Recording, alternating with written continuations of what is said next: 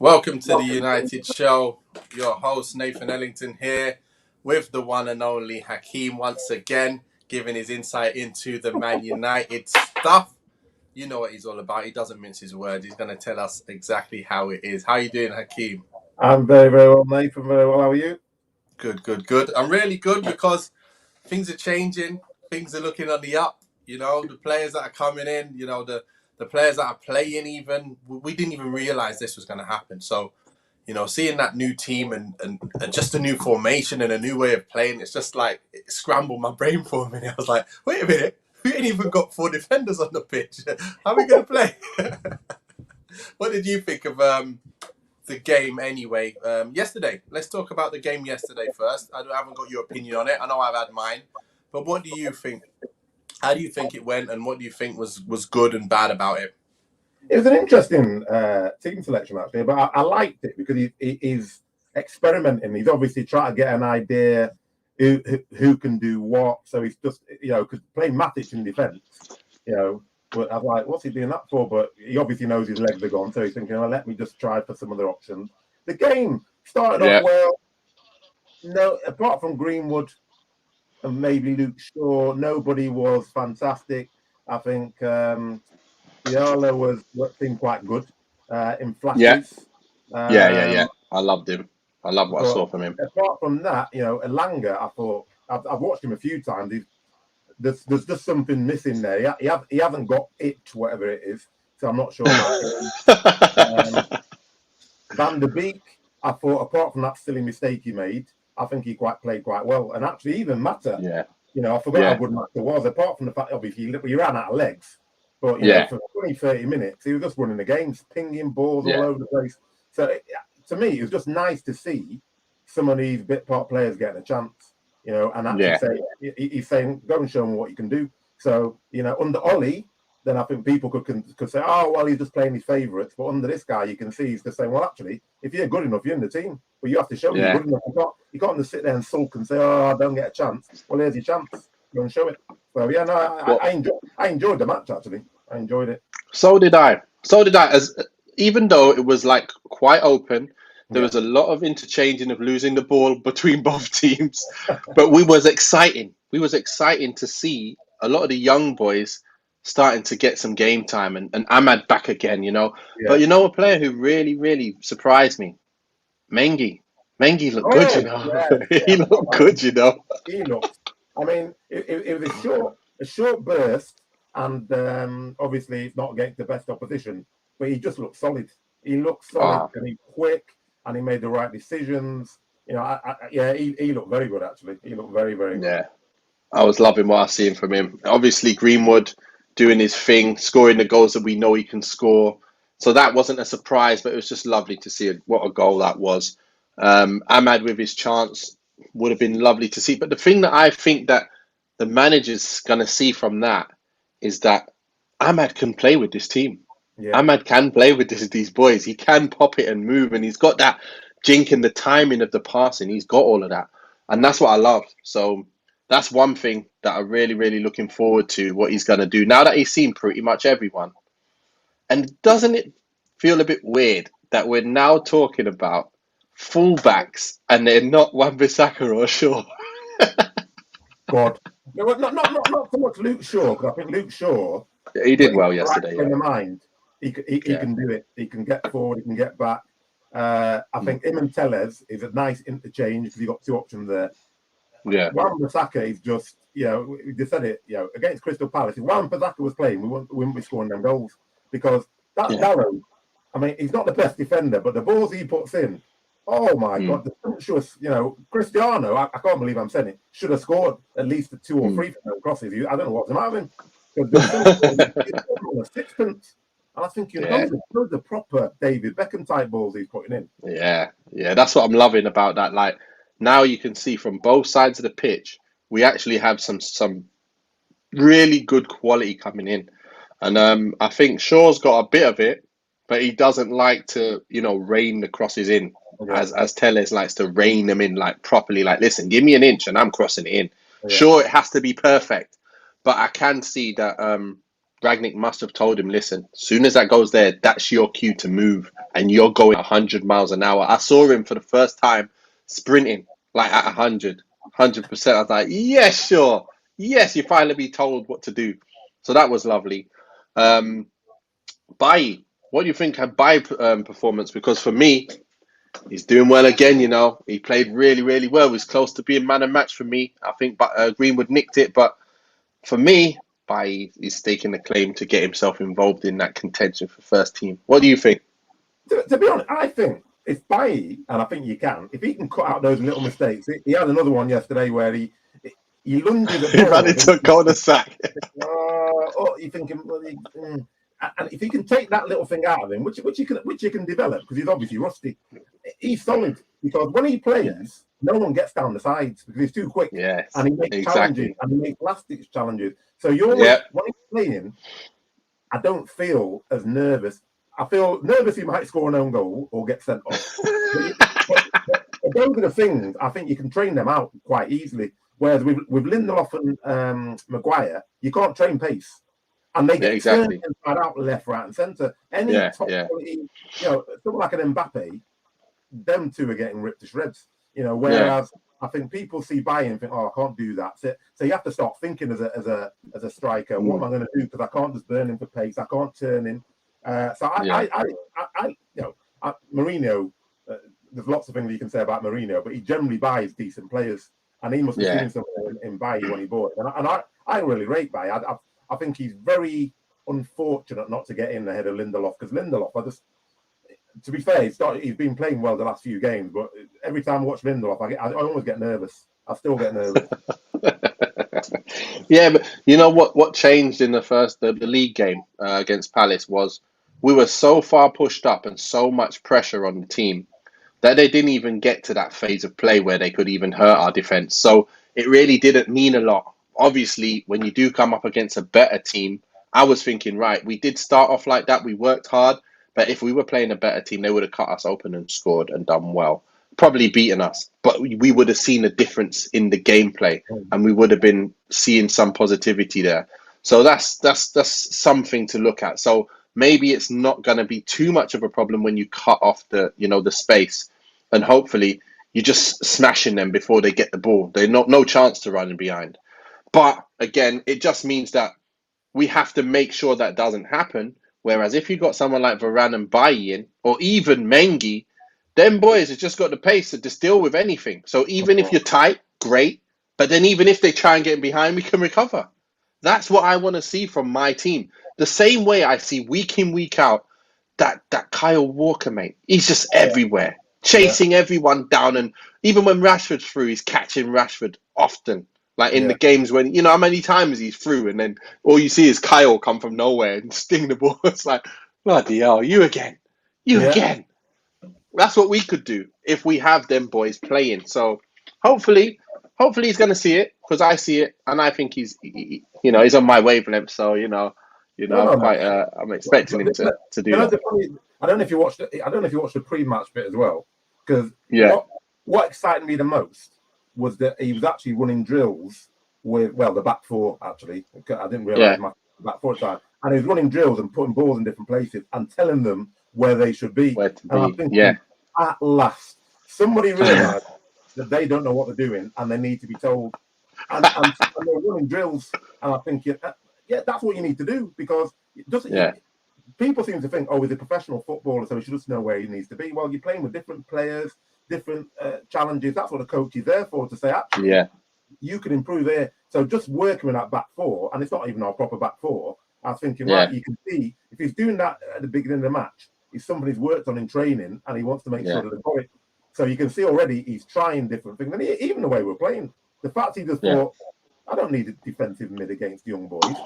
That's what I want to do. Even if they won, because what brought it to fall for me, we lost with our first string team against young boys, and then we got a draw with this third, fourth string team yesterday. Purely about tactics and the way we played.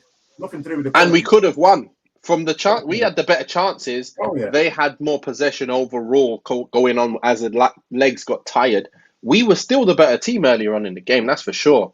So for him, that's just tactics with a much less, let's say, less talented squad. Or maybe not less talented. I think the players are really talented, less experienced, and not first choice. So you're right. You're totally right there. And you know what else I really, really loved? Is listening to him after a game. I can't get enough of it. Listening to someone who understands football and he's talking science. Oh my goodness me. He's breaking down the game, yeah? And when you listen to Ollie, it was just like, we lost the game, boys should have done better. We'll work hard next time. And it's like, yeah, but that's nothing. We got to do better. That's not, everyone can say that. Anyone can say that. But this guy is like breaking it down, like the press, the triggers and all of this. And I'm like, oh my gosh, this guy knows his stuff. You know what he said yesterday, and I thought, just in that short statement was very clear, because we've all seen it, but more importantly, he didn't slag anyone off, but he just said, look, he said that for the goal we conceded, we were doing too much of that, passing it, 5 yards in the wrong places, and he said, and it was guaranteed to concede a goal, because he said, it was basically saying, come and press me. And I thought, yes, exactly. Because what's he saying? You said that to Van der Beek. You know Van der Beek's not going to do it again. He's not slagging him off. He just said, this is not what you should be doing. End the story. Yeah. That's it, move on. But he can see it. Whereas Ollie, and not even Mourinho would have just been slagging off Van der Beek and then dropped him for that 10 games. Exactly. And made him feel bad about himself. Yeah. It's just analysing what's happened and saying, right, this is what's wrong. This is what we need to fix. That's what I want to hear. Yeah. Exactly. It's amazing. But just before we carry on, guys, make sure you get your comments in. We will be talking about every single comment that comes in. We will obviously listen and reply to everything that happens. Anything you got to say about United, we're here. Good or bad, no problem. We're going to talk about it. Okay? Right. So looking at it, you've got, I know it's a bit early, but first of all, did the young boys game teach us anything? Is there anything you came from that game and thought, that taught us that? Is there anything there? I think, for me, it taught me that we got some good young talent, definitely. Yeah. Because they came on, and as I said, apart from Elanga, who... Yeah, he didn't have the best of games. Yeah, he kept losing it, innit? Ball kept getting into him, and he just kept losing it. I was like, come on, mate. Get on your side, man. And I know it's an unfair comparison, but it's about the same age as Mason Greenwood. And I know Mason Greenwood's a different class, but you think you're now looking at all of United youngsters through the lens of Mason Greenwood. Yeah. So that's where I was. I think it taught me that it didn't teach me that Bailly's good, because I rate Bailly. Tenga, what's his name? Mengi, that's it. Yeah. Mengi. It taught me that as I said, we've got some decent people coming through. It also taught me, I think, I'm not sure about Lingard, because I love Lingard. I've always loved Lingard, but that was one of his worst. Nothing was sticking to him. He didn't look interested. I mean, he was doing a lot of running, but he just like doing pointless running. He did. I watched him towards the end of the game, and I thought, you're the most senior player. Well, with the exception of Matic and Mata. But I'm thinking, you're up front. You're playing with these young kids. You should be leading the line and showing them how it should be done. And I think he's worse than all of that. So I think Elanga was a bit worse than him.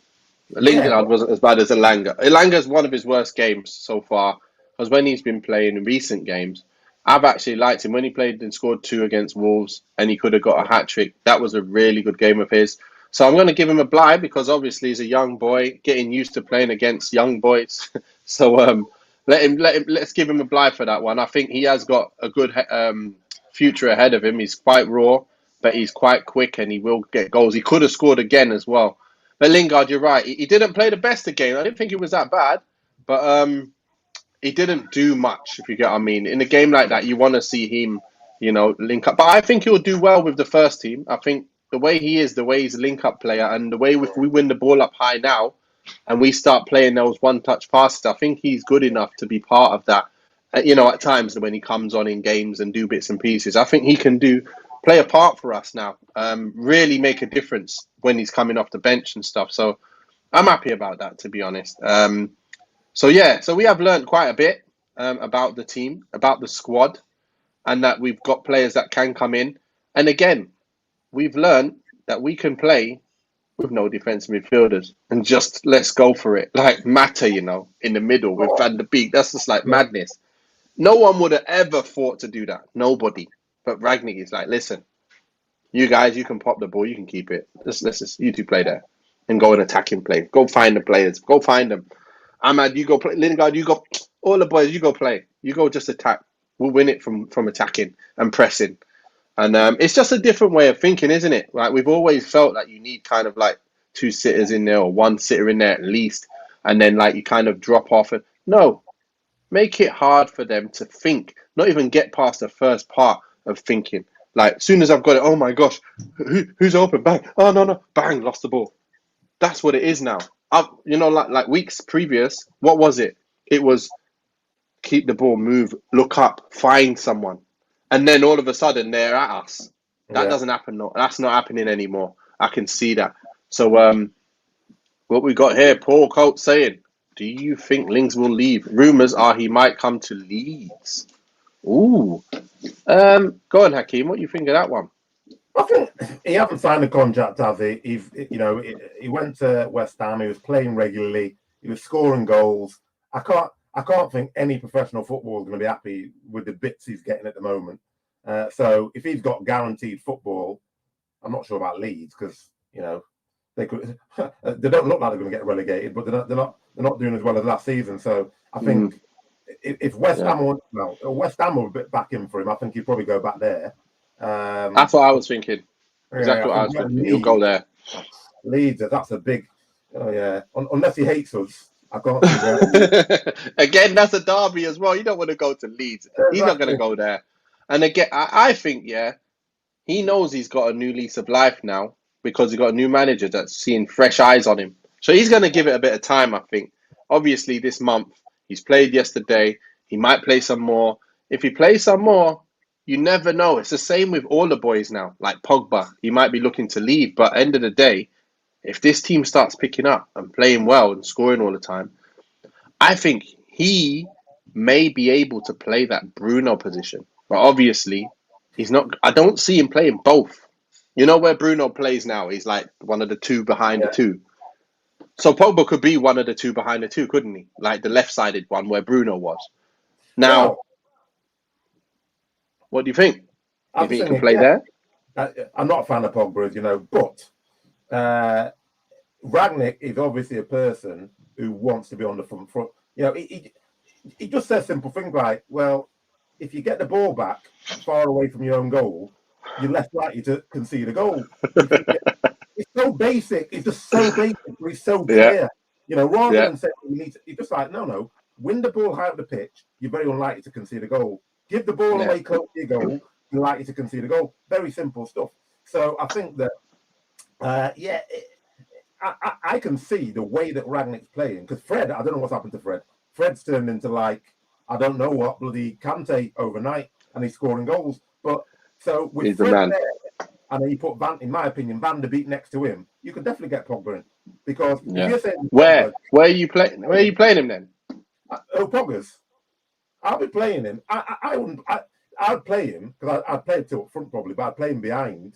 Because so I wouldn't play for that because everyone thinks Fernandes has got to play. Yeah, you don't have to play. You can put Pogba in there. You can. Yeah. I think you could do that, and I think we wouldn't lose the ball as much. I think Bruno does give the ball away a lot. Like not with like trying things, with trying to keep it. Like I'm noticing when he's trying to keep it, he's losing it quite a bit. So I want him to get better with that, and I think Pogba will be more better with that side. But I do think that Bruno has more energy, obviously, to shut down. So it's two things there. But I think they should be able to interchange between the two of them. One plays, the other one comes out, the other one comes in. Exactly. And then whoever's playing the best plays. I think that would be great.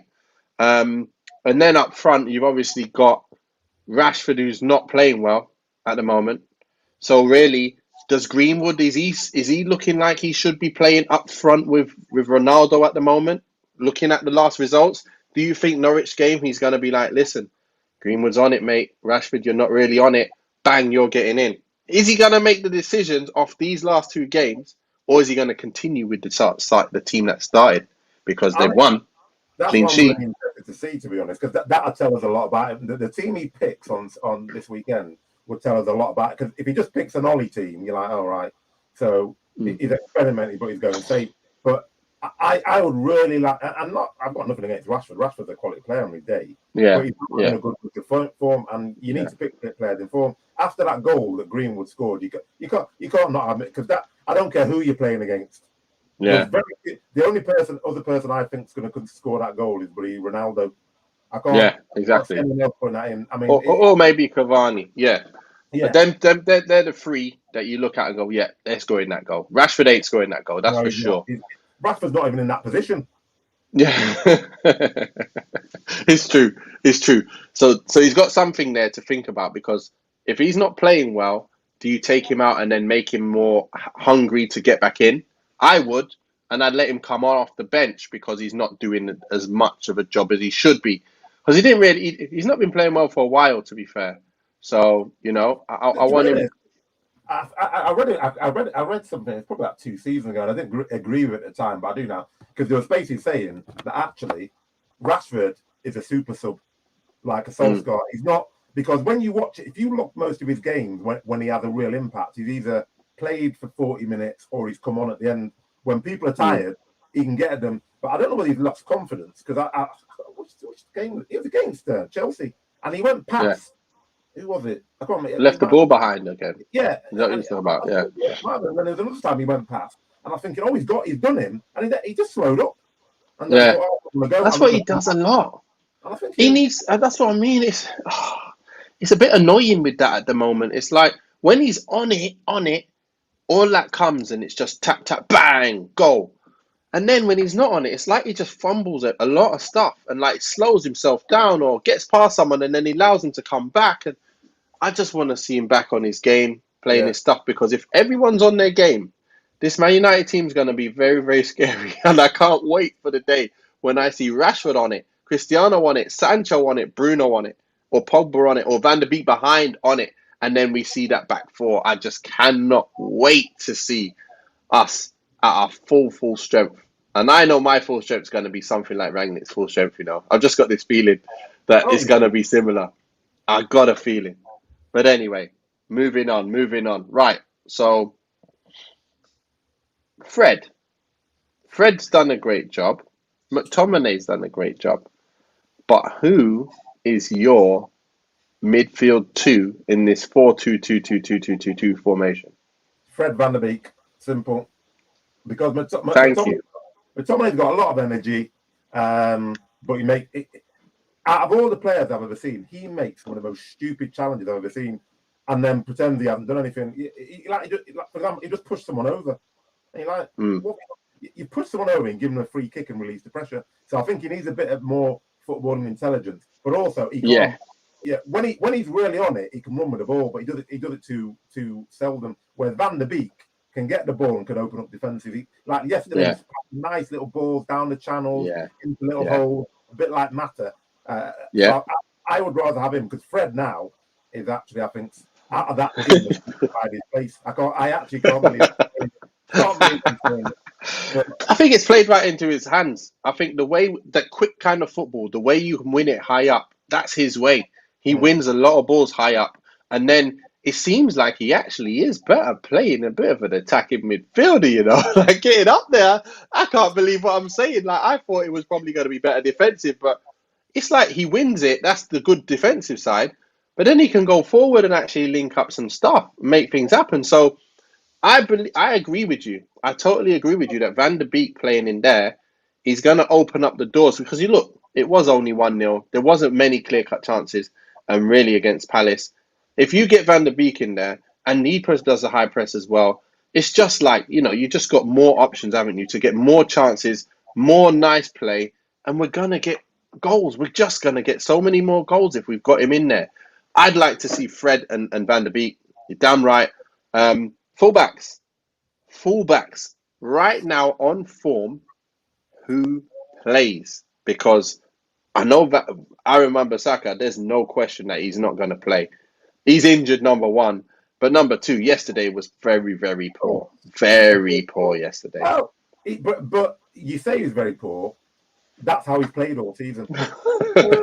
all season. Because, and to be fair, you could see what I liked about it yesterday. So I'm not going to slag it out. Wan-Bissaka off. He's a young guy.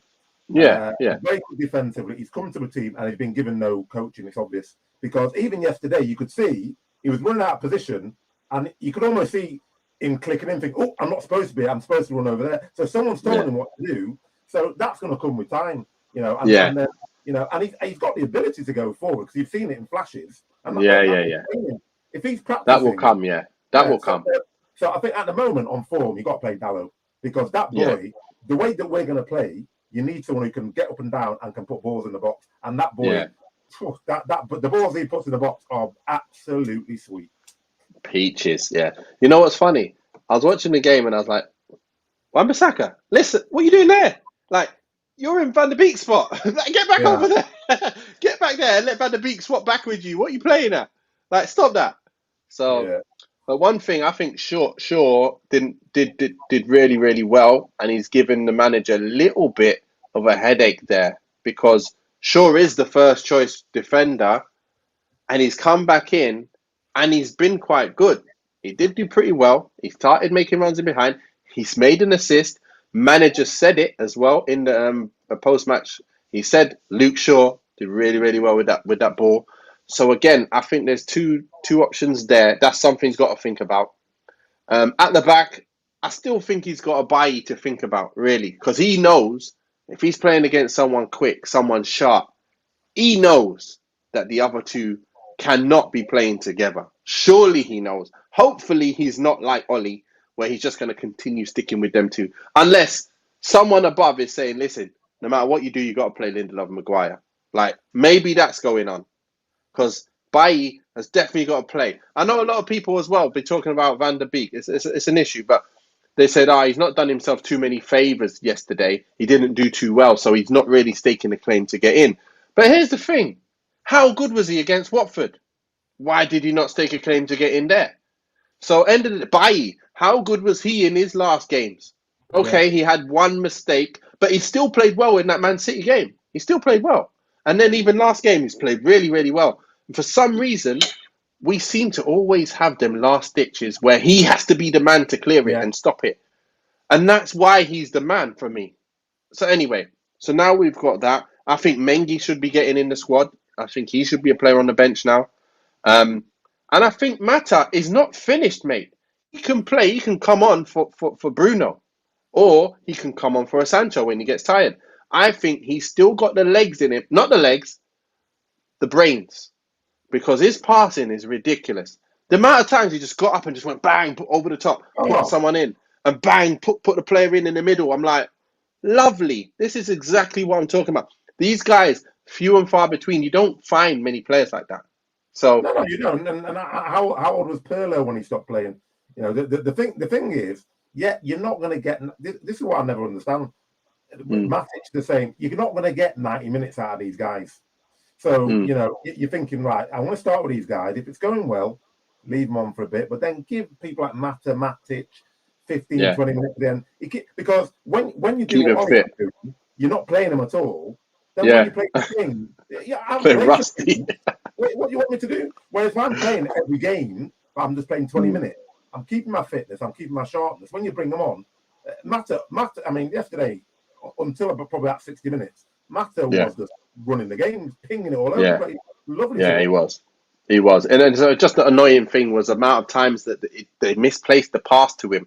So a lot of times when they should have found him and they're missing him, and I'm like, what's going on? How come they're missing? But I'll give them all a bly. First time they've all played together. First time Matt has been in that middle with Van der Beek and that kind of stuff. So to be honest, it was refreshing to see. Ralf Rangnick, you're just making us, you're making us drool at the minute, even though it wasn't even the best of games. It's just lovely to see the changes of everything. So I'm really, really happy. I'm really just excited to see what's to come next, because you never know. He could change up the formation. He could play something else. He could do something else. But end of the day, his mind is at work 24 hours a day. And we're seeing what's in his mind. That's even better. But anyway, does anything make a difference with the back room still being the same? Now I understand what you mean. We've got a few of the back room. Only Carrick's left. The others are still there. He has brought in one of the whatever it's called. What are they called now? He's brought in one of the people for your, Oh, what are they called? psychotherapist. Psychologist, yeah? Psychologist. And he's going to bring in another coach as well coming soon.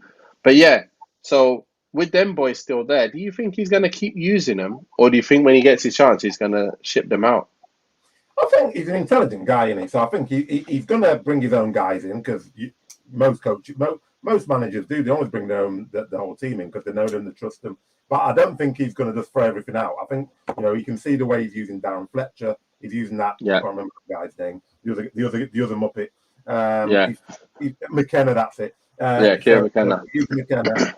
So I think he's using them to sort of like drain the brains to make sure I get all the Man United DNA and I keep a bit continuity. And I think if they do a good job, he'll probably keep them. But that's what I was thinking. If they don't do a good job, he'll say, right, you're not up for the job.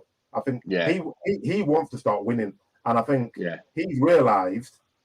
Look at the players I've got. He's thinking, I've built clubs with nothing, and now I've got the keys to the cabinet. He can't believe it. You can see his face. He's just thinking, "Oh my God, if I can get these guys." Because if you look at them individually, I've said it for ages. If you look at them individually, I still think they're better than Liverpool, and they're probably better than Chelsea. Probably not as good as City, because City just keep buying players. Yeah. But you look at that team, and you think, bloody hell, just a couple of little purchases with a celebrity, and we'll be up there with them, innit? And you might not even need because Fred. And I've actually reflected on Fred because Fred has always been my scapegoat. But when I look at Liverpool, Henderson's crap in my opinion. But he's not the best in terms of side, it's about management and about surrounding yourself and being a cog in the wheel. Exactly. So Fred, in my opinion, is more talented than Henderson in terms of footballing skills. He's just not as effective. Yeah. He doesn't keep the ball as much either. He makes too many like unforced errors.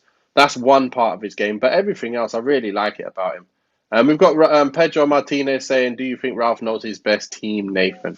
So that's my question. I think he knows a lot about his team now. He's picked them all in competitive games, pretty much all of them, most of them.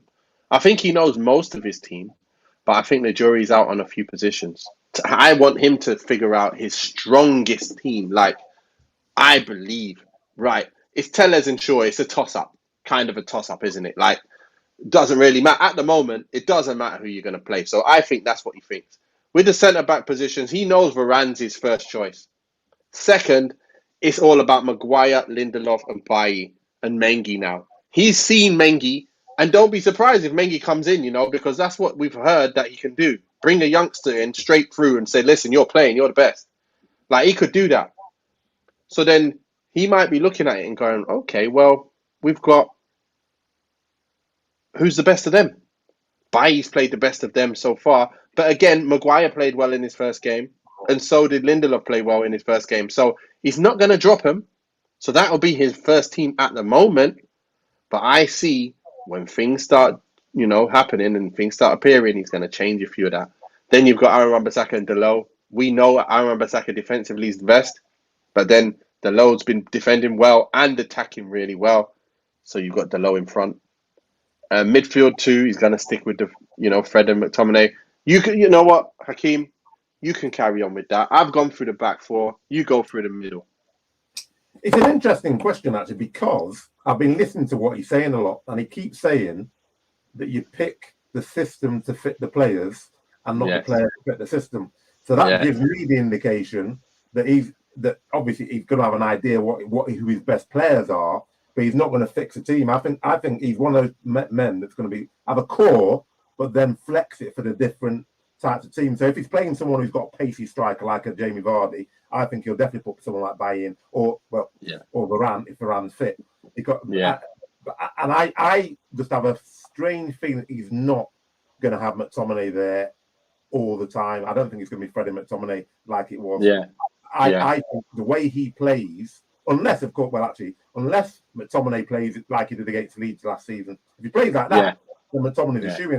But if he plays like he's been playing most of the games, I think he's going to get Van der Beek because he needs somebody who can open up defences. Yeah, who that's can what he's control the missing. ball Big and time. manipulate, and that's what. So I think Fred and McTominay. I think obviously, definitely Sancho. The left is a difficult one because What the Bruno Pogba position you're talking? Is that the one you're talking about? No. I was talking about the what's his name, Rashford, Greenwood position. Oh, left striker position. Yeah, Okay. yeah. Yeah. Martial, Cavani, Rashford, Greenwood. I don't think Martial should be in that conversation, to be honest. Okay. I think he'll do well in that, to be fair. I think he will do well with this formation and this kind of pressing stuff, and he'll get the ball a lot earlier with time to just do bits now. So if he can get back to his old ways, I think he'll do all right. Because you're forced to press with this now. He ain't going to have none of it. You can't just run around now, jogging around. You'll be off in 10 minutes. He ain't going to allow that to happen, mate. I'm telling you. He will. I think he'll do well. Looks like Hakeem's frozen on me there. So I'm just going to have a look at this. Yeah. I'm loving life as a Man United fan. Hope is important to me. Connor says, you certainly need hope. Right. What are you saying? What are you saying to me about the top position then? What you thinking? Ronaldo's obviously there, isn't he? Yeah. And I think, to me, it'd be a toss-up between Cavani and Greenwood. And I'd actually probably start with Cavani because Cavani, he's got goals in him, he's got experience in him, and then you bring on Greenwood because he's rapid. So if you bring him on, like, last 30, 40 minutes in it, he's going to turn people inside out. Yeah. And then you've got to put Fernandes in there, but I think once Pogba's fit, I'd actually start Pogba a few games because Fernandes has had a few ropey games. He's given the ball away in very dangerous areas. You know, people have, you know, and but Fernandes has done some very, very silly things of late. And I think that having that competition, the good thing for me is you've got in every position, apart from Ronaldo really, but in every position, you've now got competition where you're thinking, actually, if you drop in and he played in, it doesn't weaken us. All of a sudden, you're starting to get a bit excited about actually, you know, I'm not going to talk about it's like the third year because it's not because we haven't got those sort of players, but you can now start getting people to really play because under Solskjaer, I kept saying about Wan-Bissaka, it didn't matter how bad Wan-Bissaka was, he was in the next game. So what's my motivation to I've made a mistake, who cares, I'm in next time. He makes a mistake, he's out. He's out. He's going to get back in. Dallo is killing it. Yeah, but you know what? We've got a good situation right now because the last season we had when players came in, they were just pants, and he knew he couldn't change anything and bring anyone in. Right now, because you've got a structure in place, you bring in players in and it's interchangeable. Do what you want. Everyone's got to do the same thing. So I don't care where you're playing. That's what that position has to do. You're playing today there. Mata, you're playing there today. That's what you got to do. You know what you got to do. And I swear, he must be like painting it out on the whiteboard. Like, listen, that's what happens there. That's what happens here. When the ball's here, you're here. That's going there. You're doing that. When he moves the ball there, you press. That's your trigger press. And we're going to win the ball back early. And obviously, when you start getting tired, we're going to obviously get better game by game. We'll get more fit and be able to do it for longer periods of time. That's what I can see him doing. And it's just a breath of fresh air, mate. So that leads me on to the next question. Ralf, is it too early to say it? I'm not sure if it is. It probably is anyway. But here's the thing. Would you say you'd like to keep Ralf on for a season next season? Or would you look to take in Ten Hag or Poch? Like, one of them come in or keep on this guy for another year? Because it just looks like he's nailed on to be the manager for the next year for me. I don't know what you think, but it looks like it. It's a difficult one, isn't it? Because what Ollie's done well is he's brought in good players. You know, whatever people say about Ollie, if you look at the team now compared to when Mourinho had it or Van Gaal had it, you've got good quality players. All right, he hasn't quite sorted out the defensive mid conundrum, but we haven't got that many that much cover there, but he's got good players. And I think Rangnick is that next stage to actually bring the structure, the style of play. So it very much depends in, can he do what he needs to do in 6 months, move upstairs, and you bring someone else in? The reason why and I don't know, because he might be terrible. I doubt it, but he might be terrible. And then you're thinking, well, yeah, you move him out. But for me, it's that continuity. It's that he understands world football. He understands the way to play. He understands where the good players are coming from. He gives young people a chance. So you almost want to I want to see United be built up like that again before you change again. Because otherwise, it's like, oh, he's come in, he's done this good stuff, and now we've got someone else in who doesn't quite agree with what it is. And then do you start getting him arguing with the new manager?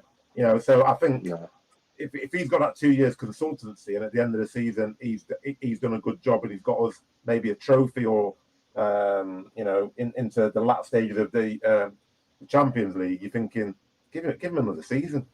What we got to lose, because he's all about structuring the clubs, and that's what United need, a structure from top to bottom, and he's the man to do it, in my opinion. 100% agree with that. Now, the one thing that I know is, if there is a Ten Hag or someone like that, hopefully, and if he is consulting them and saying, listen, I think Ten Hag should come in, that would be because he believes in that way of playing. He's not going to get someone in who doesn't believe in the way he's teaching them how to play, is it? So, to be honest, and we're hearing Van der Sar might be coming, with Ten Hag and all of that. You've seen the kind of rumours going on. So I think we will get the appointment right. Whether it's him staying on for another year or we get the right person at the end of the year, I think it will be a continuity of what we're seeing now. I think that's what's going to happen. I think he's going to go upstairs. I don't know what he'll do from upstairs. I don't know how much kind of word or how much say you have from up there in terms of the team and how they play and, what you got to do. Otherwise, what's the point? Why go upstairs and tell the manager everything to do? So you got to kind of trust that you have the interviews and they talk about, their philosophies and how they want to play and want to do all this heavy metal, what's it called? Rock and roll football and all of that. So let's get that. I think he's going to do the right thing. So either way, I think we're in the right hands, and we're moving now towards being up there with the Liverpools and Cities and Chelsea, who have just come up there now. I think we're moving in the right direction, and I'm loving it. I'm absolutely loving it. What does anyone else think in the comments? We've got a few things here, but I think you're saying, do you think you're going to beat Fab at FIFA? I don't know if you're talking about Fabio, but he's got Leveled Up Gaming, got Kieran there. Kieran at FIFA, I'll destroy Kieran at FIFA. I'll destroy anyone at FIFA. So that's my thing. I've been playing FIFA since my days of playing football. You know what I'm all about. Anyone wants some, you know where to find me. But last question of the day. What do we need long term to make this team a championship caliber team? What do we actually need? Like, we need to buy a player, not like bringing in player. Even if you're talking about someone who's not playing right now, they need to come in the squad, and then you also need to buy someone. What position? I know we said central defensive midfield. Does that mean Fred doesn't play? If that's the case, does it mean we need to get a better Fred, and then Fred is the guy that comes on for him? And then McTominay, what's the deal with McTominay? I don't know. What do you say? I think it's about the depth in that position. I think what we need, and we've never had one. I suppose Carrick was sort of, but you need a Roy Keane, because everyone talks. I mean, obviously, we're talking about back in the day there, but Roy Keane, the Brown Robs, and the Paulins. Everyone talks about, we need defensive mid, and then you got those guys were box to box. They did everything. Yeah. Steven Gerrard, the Frank Lampard. You need somebody who affects the game, who, when you're down and out, he just takes the game by the scruff of the neck and takes the ball, puts his foot on it, and sprays it about and gets other people playing. That's the sort of player we need, because we haven't got one of those. We've got Fred is the closest, but he's not. He's even Fred at his best. He's not in my opinion. He's not an elite level player. He's not going to get into a sticky side. So you need somebody. You need a De Bruyne type who is just picking the ball up, and going past about 5 players and laying someone off or scoring a goal. That's what we're really missing, I You think. know what?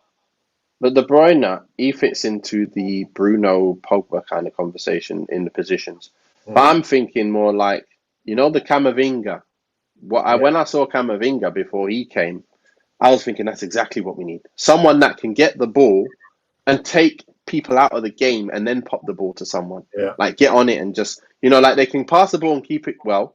But then when the time comes, it can just spin and then see you later, I'm off. And then find someone like Yaya Toure used to do. Yes. Ridiculous. He just picked it up and he was gone. There's no catching him, no touching him. He was too strong, too fast, and he could score goals, mate. And set up goals and free kicks and everything. Ridiculous. Yeah. That's what I'm So talking about. there's not many of them out there, though. No, there isn't. But the problem is we haven't got anybody in the middle of the park who can go past the player. I can do that. We get the ball because if you can go past the player, I say it to my son all the time, if you go past the player, well, you've taken a player out of the game. He's out of the game. You've taken a player out of the game, so somebody has to be in space. And that's how you play around it. But we've got nobody, because Keane used to run past players. Scholes used to run past players. Ince used to do it. That's what, in my opinion, you're missing, because that's why we're always going, oh no, but you need someone who can play this fancy. Yeah, you do. They need to be able to play the ball, but as a footballer, I'm a Nigerian. You have to be able to dribble. You have to be. Yeah. I gotcha. Yeah. Yeah. I want to see someone drop a shoulder, take you past one player, maybe 2, but and Pogba can do it. But he does. He can. He does it. Yeah, he rarely does it now, because if he loses it in there as the deeper lying midfielder player, he'd be in trouble. But if he can do the Bruno position, I think he could win it and then do his bits. And if he loses it, he's got Fred and McTominay sitting behind, or Fred and Van der Beek sitting in behind to go and win it again. I think that's where you're going to see the best of Pogba. So I think this is a lot to come. There's a lot to come, mate. There's just a lot of positivity around United right now. And our games coming up, man. We should be winning 10 out of 10. Out of them next 10 games, I swear we need to be winning all them games. They're all winnable. There's nobody up the top half of the table, like the top 4. There's no top 4, nothing. I think the next hardest game that's going to come up is West Ham.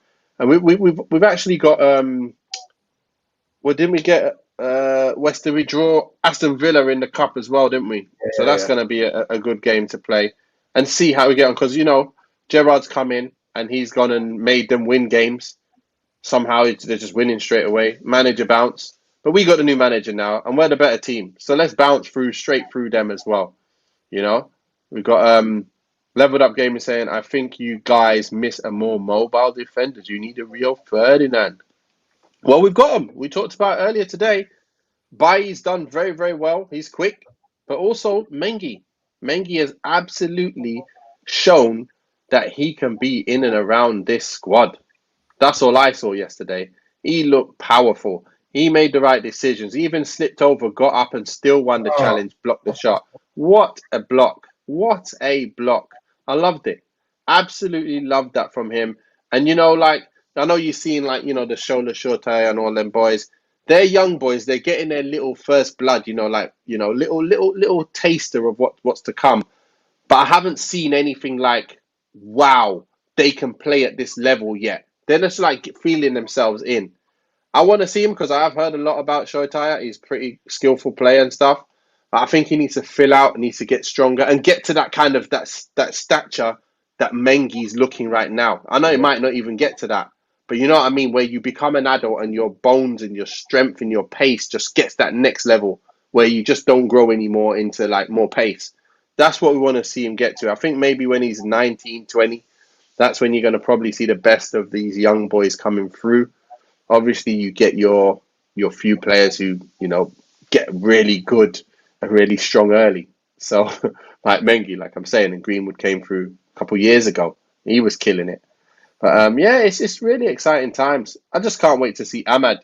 Ahmad is a player that I want to see in and around the first team and come in off the bench for people like Sancho and, and a Greenwood or whatever. Because he can do bits. Hakeem, he can do bits, mate. He can do bits. Ahmad is unbelievable.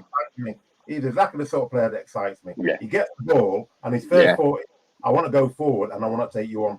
I don't. And when people like that lose the ball, I don't care, because when you go past a player, same with Giggsy, you'll get tackled sometimes, but you have to keep going. And then people start getting a bit wary of you because you can take the ball past them. They start dropping deeper, give you more space. I love those sort of players, and you can see he's got it, because even that one when he should have shot at, he cut inside.